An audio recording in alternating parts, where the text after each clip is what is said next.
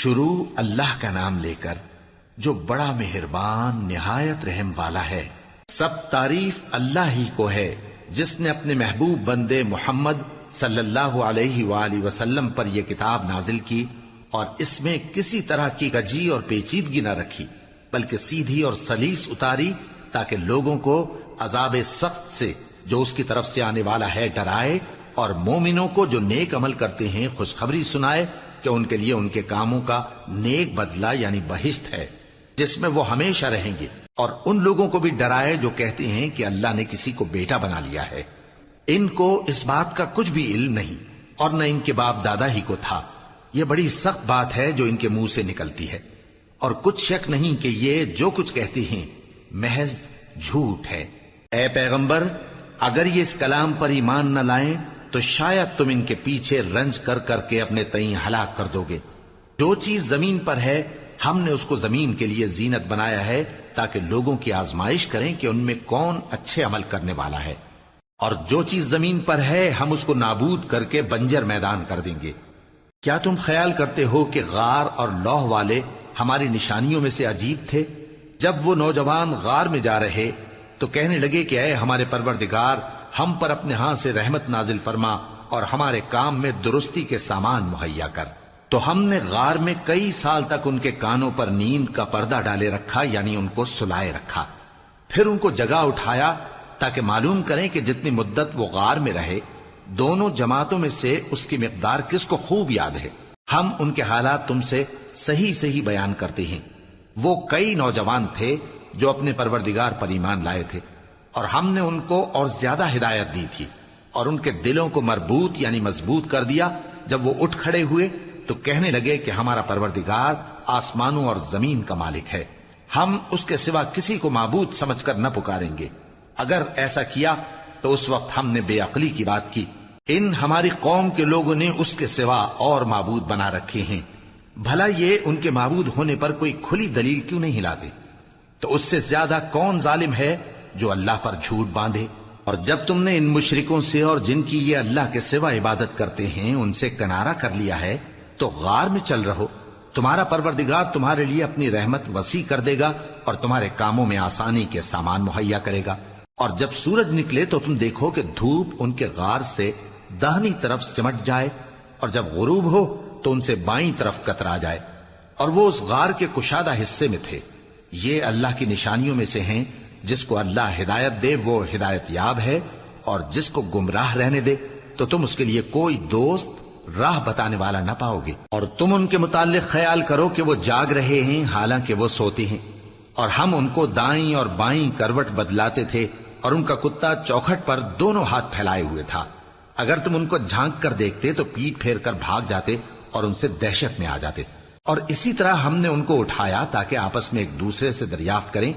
ایک کہنے والے نے کہا کہ تم یہاں کتنی مدت رہے؟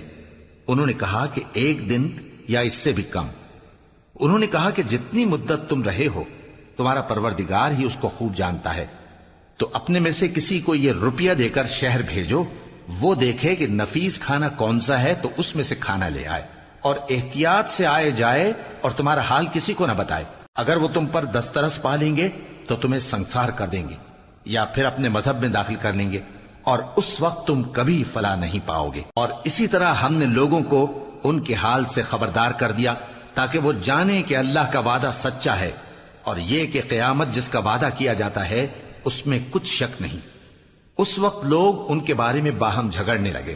اور کہنے لگے کہ ان کے غار پر عمارت بنا دو۔ ان کا پروردگار ان کے حال سے خوب واقف ہے۔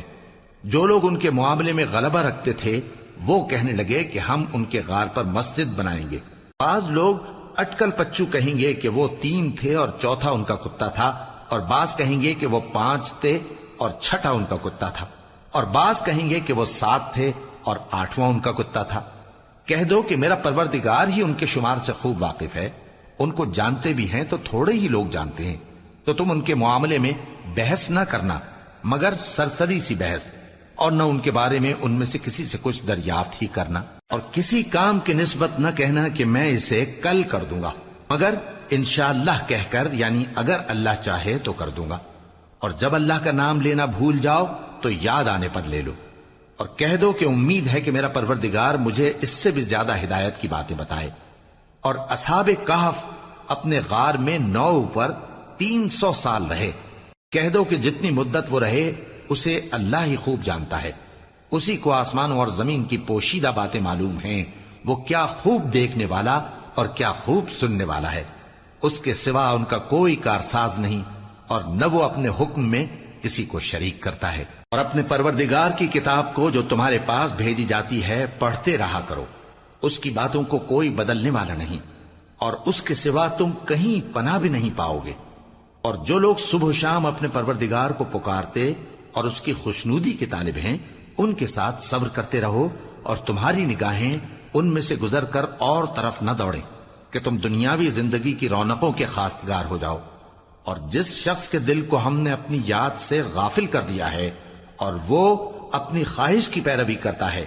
اور اس کا کام حد سے بڑھ گیا ہے، اس کا کہا نہ ماننا۔ اور کہہ دو کہ لوگو یہ قرآن تمہارے پروردگار کی طرف سے برحق ہے، تو جو چاہے ایمان لائے اور جو چاہے کافر رہے۔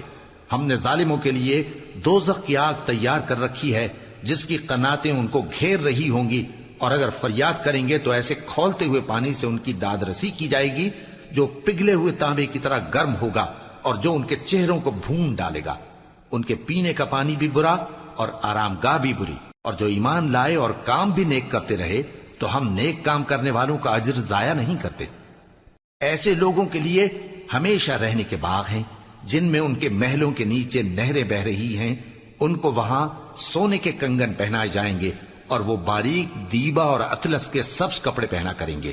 اور تختوں پر تکیے لگا کر بیٹھا کریں گے۔ کیا خوب بدلہ اور کیا خوب آرام گاہ ہے۔ اور ان سے 2 شخصوں کا حال بیان کرو جن میں سے ایک کو ہم نے انگور کے 2 باغ عنایت کیے تھے اور ان کے گردا گرد کھجوروں کے درخت لگا دیے تھے، اور ان کے درمیان کھیتی پیدا کر دی تھی۔ دونوں باغ کثرت سے پھل لاتے اور اس کی پیداوار میں کسی طرح کی کمی نہ ہوتی، اور دونوں میں ہم نے ایک نہر بھی جاری کر رکھی تھی، اور اس طرح اس شخص کو ان کی پیداوار ملتی رہتی تھی۔ تو ایک دن جبکہ وہ اپنے دوست سے باتیں کر رہا تھا، کہنے لگا کہ میں تم سے مال و دولت میں بھی زیادہ ہوں اور جتھے اور جماعت کے لحاظ سے بھی زیادہ عزت والا ہوں، اور ایسی شیخیوں سے اپنے حق میں ظلم کرتا ہوا اپنے باغ میں داخل ہوا۔ کہنے لگا کہ میں نہیں خیال کرتا کہ یہ باغ کبھی تباہ ہو، اور نہ خیال کرتا ہوں کہ قیامت برپا ہو، اور اگر میں اپنے پروردگار کی طرف لوٹایا بھی جاؤں تو وہاں ضرور اس سے اچھی جگہ پاؤں گا۔ تو اس کا دوست جو اس سے گفتگو کر رہا تھا کہنے لگا کہ کیا تم اس ذات سے کفر کرتے ہو جس نے تم کو مٹی سے پیدا کیا، پھر نطفے سے، پھر تمہیں پورا آدمی بنایا؟ مگر میں تو یہ کہتا ہوں کہ اللہ ہی میرا پروردگار ہے، اور میں اپنے پروردگار کے ساتھ کسی کو شریک نہیں کرتا۔ اور جب تم اپنے باغ میں داخل ہوئے تو تم نے ما شاء اللہ لا قوت الا باللہ کیوں نہ کہا؟ اگر تم مجھے مال و اولاد میں اپنے سے کمتر دیکھتے ہو تو عجب نہیں کہ میرا پروردگار مجھے تمہارے باغ سے بہتر عطا فرمائے، اور تمہارے اس باغ پر آسمان سے آفت بھیج دے تو وہ صاف میدان ہو جائے، یا اس باغ کی نہر کا پانی گہرائی میں اتر جائے تو پھر تم اسے تلاش نہ کر سکو، اور اس کے میووں کو عذاب نے آ گھیرا اور وہ اپنی چھتریوں پر گر کر رہ گیا، تو جو مال اس نے اس پر خرچ کیا تھا اس پر حسرت سے ہاتھ ملنے لگا اور کہنے لگا کہ کاش میں اپنے پروردگار کے ساتھ کسی کو شریک نہ بناتا۔ اس وقت اللہ کے سوا کوئی جماعت اس کی مددگار نہ ہوئی اور نہ وہ بدلہ لے سکا۔ یہاں سے ثابت ہوا کہ حکومت سب اللہ کی ہے، جو معبود برحق ہے وہی بہترین ثواب عطا کرنے والا اور بہترین انجام لانے والا ہے۔ اور ان سے دنیا کی زندگی کی مثال بھی بیان کر دو کہ وہ ایسی ہے جیسے پانی جسے ہم نے آسمان سے برسایا تو اس کے ساتھ زمین کی پیداوار مل کر نکلی، پھر وہ چورا چورا ہو گئی کہ ہوائیں اسے اڑاتی پھرتی ہیں، اور اللہ تو ہر چیز پر قدرت رکھتا ہے۔ مال اور بیٹے تو دنیا کی زندگی کی رونق و زینت ہیں، اور نیکیاں جو باقی رہنے والی ہیں وہ ثواب کے لحاظ سے تمہارے پروردگار کے ہاں بہت اچھی اور امید کے لحاظ سے بہت بہتر ہیں۔ اور جس دن ہم پہاڑوں کو چلائیں گے اور تم زمین کو صاف میدان دیکھو گے، اور ان لوگوں کو ہم جمع کر لیں گے تو ان میں سے کسی کو بھی نہیں چھوڑیں گے، اور سب تمہارے پروردگار کے سامنے صف باندھ کر لائے جائیں گے، تو ہم ان سے کہیں گے کہ جس طرح ہم نے تم کو پہلی بار پیدا کیا تھا اسی طرح آج تم ہمارے سامنے آئے، لیکن تم نے تو یہ خیال کر رکھا تھا کہ ہم نے تمہارے لیے قیامت کا کوئی وقت مقرر ہی نہیں کیا، اور اعمال کی کتاب کھول کر رکھی جائے گی تو تم گناہگاروں کو دیکھو گے کہ جو کچھ اس میں لکھا ہوگا اس سے ڈر رہے ہوں گے،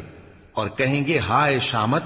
یہ کیسی کتاب ہے کہ نہ چھوٹی بات کو چھوڑتی ہے نہ بڑی کو، کوئی بات بھی نہیں مگر اسے لکھ رکھا ہے، اور جو جو عمل کیے ہوں گے سب کو حاضر پائیں گے، اور تمہارا پروردگار کسی پر ظلم نہیں کرے گا۔ اور جب ہم نے فرشتوں کو حکم دیا کہ آدم کو سجدہ کرو تو سب نے سجدہ کیا مگر ابلیس نے نہ کیا، وہ جنات میں سے تھا تو اپنے پروردگار کے حکم سے باہر ہو گیا۔ کیا تم اس کو اور اس کی اولاد کو میرے سوا دوست بناتے ہو، حالانکہ وہ تمہارے دشمن ہیں، اور شیطان کی دوستی ظالموں کے لیے اللہ کی دوستی کا برا بدل ہے۔ میں نے ان کو نہ تو آسمانوں اور زمین کے پیدا کرنے کے وقت بلایا تھا اور نہ خود ان کے پیدا کرنے کے وقت،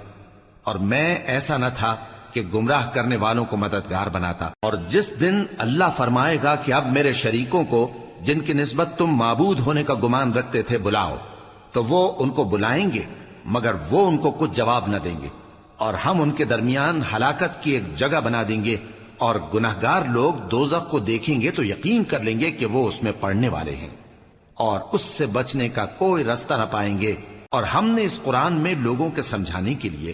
طرح طرح کی مثالیں بیان فرمائی ہیں، لیکن انسان سب چیزوں سے بڑھ کر جھگڑالو ہے۔ اور لوگوں کے پاس جب ہدایت آ گئی تو ان کو کس چیز نے منع کیا کہ ایمان لائیں اور اپنے پروردگار سے بخشش مانگیں، بجز اس کے کہ اس بات کے منتظر ہوں کہ انہیں بھی پہلوں کا سا معاملہ پیش آئے یا ان پر عذاب سامنے سے آ جائے۔ اور ہم جو پیغمبروں کو بھیجا کرتے ہیں تو صرف اس لیے کہ لوگوں کو اللہ کی نعمتوں کی خوشخبریاں سنائیں اور عذاب سے ڈرائیں، اور جو کافر ہیں وہ باطل کی مدد سے جھگڑا کرتے ہیں تاکہ اس سے حق کو پھسلا دیں، اور انہوں نے ہماری آیتوں کو اور جس چیز سے ان کو ڈرایا جاتا ہے اسے ہنسی بنا لیا ہے۔ اور اس سے بڑھ کر ظالم کون، جس کو اس کے پروردگار کی آیات کے ذریعے سمجھایا گیا تو اس نے ان سے منہ پھیر لیا، اور جو اعمال وہ آگے کر چکا اس کو بھول گیا۔ ہم نے ان کے دلوں پر پردے ڈال دیے کہ اسے سمجھ نہ سکیں، اور کانوں میں ثقل پیدا کر دیا ہے کہ سن نہ سکیں،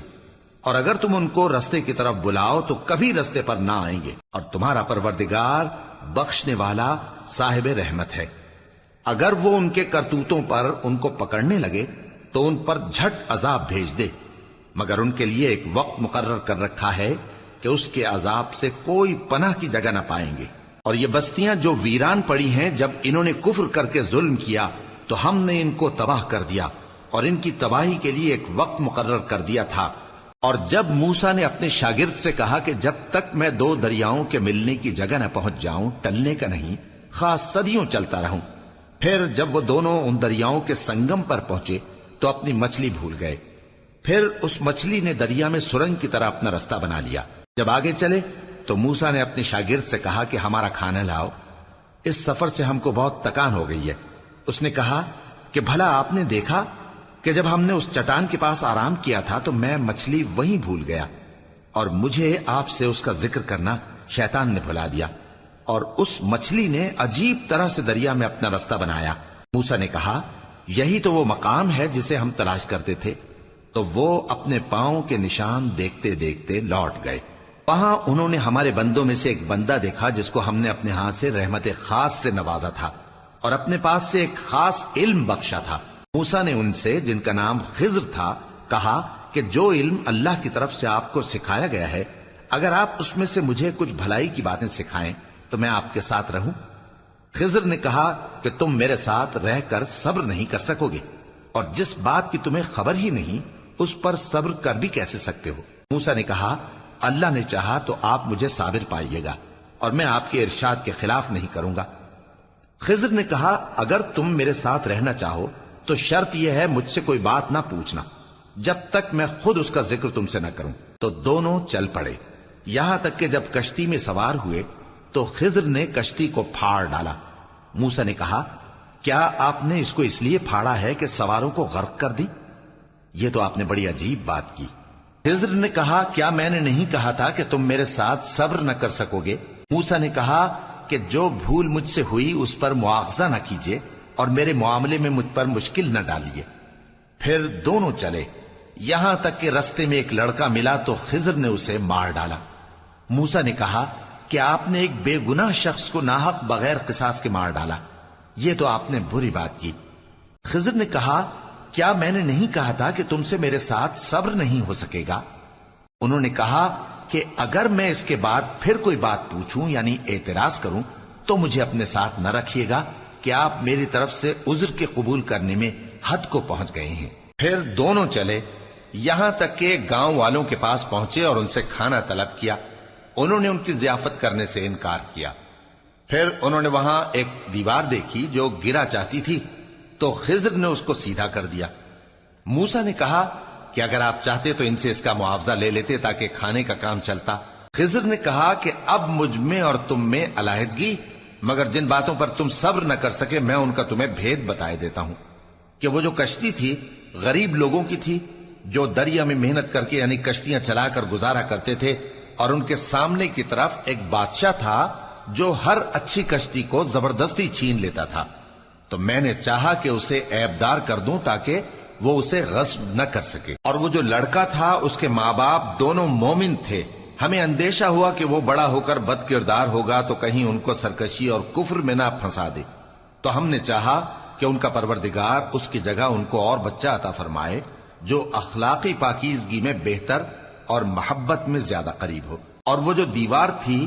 سو 2 یتیم لڑکوں کی تھی جو شہر میں رہتے تھے، اور اس کے نیچے ان کا خزانہ دفن تھا، اور ان کا باپ ایک نیک آدمی تھا۔ تو تمہارے پروردگار نے چاہا کہ وہ اپنی جوانی کو پہنچ جائیں اور پھر اپنا خزانہ نکالے۔ یہ تمہارے پروردگار کی مہربانی ہے، اور یہ کام میں نے اپنی طرف سے نہیں کیے، یہ ان باتوں کی حقیقت ہے جن پر تم صبر نہ کر سکے۔ اور تم سے ذوالقرنین کے بارے میں دریافت کرتے ہیں، کہہ دو کہ میں اس کا کسی قدر حال تمہیں پڑھ کر سناتا ہوں۔ ہم نے اس کو زمین میں بڑا اقتدار دیا تھا اور ہر طرح کا سامان اس کو عطا کیا تھا، تو اس نے ایک سفر کا سامان کیا، یہاں تک کہ جب سورج کے غروب ہونے کی جگہ پہنچا تو اسے ایسا پایا کہ ایک کیچڑ والے چشمے میں ڈوب رہا ہے، اور اس چشمے کے پاس ایک قوم دیکھی۔ ہم نے کہا ذوالقرنین تم ان کو خواہ تکلیف دو خواہ ان کے بارے میں بھلائی اختیار کرو، دونوں باتوں کی تم کو قدرت ہے۔ ذوالقرنین نے کہا کہ جو کفر و بد کرداری سے ظلم کرے گا اسے ہم سزا دیں گے، پھر وہ اپنے پروردگار کی طرف لوٹایا جائے گا تو وہ بھی اسے بڑا عذاب دے گا، اور جو ایمان لائے گا اور عمل نیک کرے گا اس کے لیے بہت اچھا بدلہ ہے، اور ہم اپنے معاملے میں اس سے نرم بات کہیں گے۔ پھر اس نے ایک اور سامان سفر کیا، یہاں تک کہ سورج کے طلوع ہونے کے مقام پر پہنچا تو دیکھا کہ وہ ایسے لوگوں پر طلوع ہوتا ہے جن کے لیے ہم نے دھوپ سے بچاؤ کی کوئی اوٹ نہیں بنائی تھی۔ حقیقت یوں ہی تھی، اور جو کچھ اس کے پاس تھا ہم کو سب کی خبر تھی۔ پھر اس نے ایک اور سفر کا سامان کیا، یہاں تک کہ 2 اونچے سیدھے پہاڑوں کے درمیان پہنچا تو دیکھا کہ ان کے اس طرف کچھ لوگ ہیں کہ بات کو سمجھ نہیں سکتے۔ ان لوگوں نے کہا کہ اے ذوالقرنین، یاجوج اور ماجوج اس علاقے میں فساد کرتے رہتے ہیں، بھلا ہم آپ کے لیے خرچ کا انتظام کر دیں کہ آپ ہمارے اور ان کے درمیان ایک دیوار کھینچ دیں۔ ذوالقرنین نے کہا کہ خرچ کا جو مقدور اللہ نے مجھے بخشا ہے وہ بہت اچھا ہے، تم مجھے قوت بازو سے مدد دو، میں تمہارے اور ان کے درمیان ایک مضبوط رکاوٹ بنا دوں گا۔ تم لوہے کے بڑے بڑے تختے میرے پاس لاؤ۔ چنانچہ کام جاری کر دیا گیا، یہاں تک کہ جب اس نے دونوں پہاڑوں کے درمیان کا حصہ برابر کر دیا اور کہا کہ اب اسے دھوکو، یہاں تک کہ جب اس کو دھونک دھونک کر آگ کر دیا تو کہا کہ اب میرے پاس تانبا لاؤ کہ اس پر پگھلا کر ڈال دوں۔ پھر ان میں یہ قدرت نہ رہی کہ اس پر چڑھ سکیں، اور نہ یہ طاقت رہی کہ اس میں نقب لگا سکیں۔ بولا کہ یہ میرے پروردگار کی مہربانی ہے، پھر جب میرے پروردگار کا وعدہ آ پہنچے گا تو اس کو ڈھا کر ہموار کر دے گا، اور میرے پروردگار کا وعدہ سچا ہے۔ اس روز ہم ان کو چھوڑ دیں گے کہ روئے زمین پر پھیل کر ایک دوسرے میں گھس جائیں گے، اور سور پھونکا جائے گا تو ہم سب کو جمع کر لیں گے، اور اس روز ہم جہنم کو کافروں کے سامنے لائیں گے جن کی آنکھیں میری یاد سے پردے میں تھیں اور وہ سننے کی طاقت نہیں رکھتے تھے۔ اب کیا کافر یہ خیال کرتے ہیں کہ وہ میرے بندوں کو میرے سوا اپنا کارساز بنائیں گے تو میں خفا نہیں ہوں گا؟ ہم نے ایسے کافروں کے لیے جہنم کی مہمانی تیار کر رکھی ہے۔ کہہ دو کہ ہم تمہیں ایسے لوگ بتائیں جو اعمال کے لحاظ سے بڑے نقصان میں ہیں؟